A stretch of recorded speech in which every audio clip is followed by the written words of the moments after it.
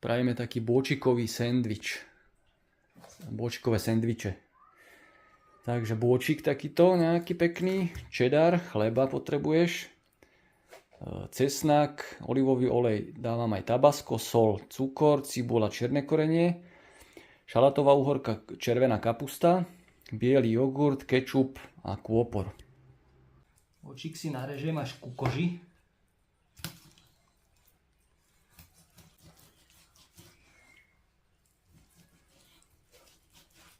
Dobre ho nasolím. Čierne korenie. Nakrájam si cesnak na prúžky, na plátky.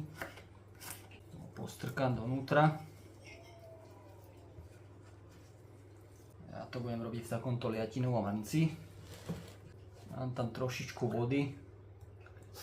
Takto trošku olivového oleja.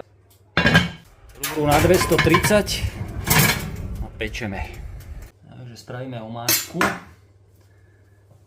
Nasekáš kôpor. Bielý jogurt. Kečup. Tabasko. Kôpor.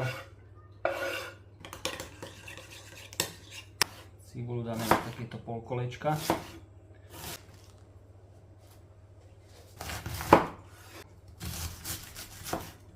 To by mohlo stačiť kapusty. Uhorku na koliečka.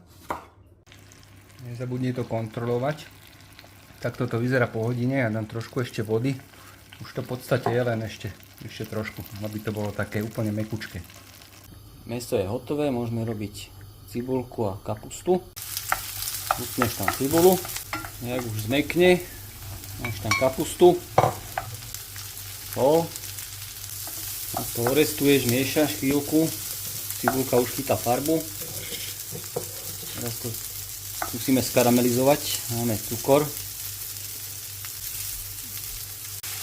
Tak to miešaš pekne a restuješ do farby. Tak to si narežem pekne ten bôčik, alebo ho roztrháš na kusky.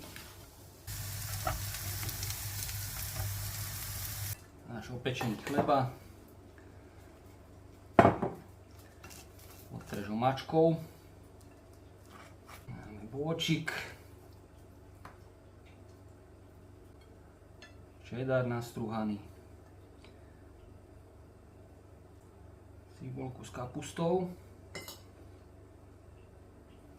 Môžeme dať nejaké uhorky.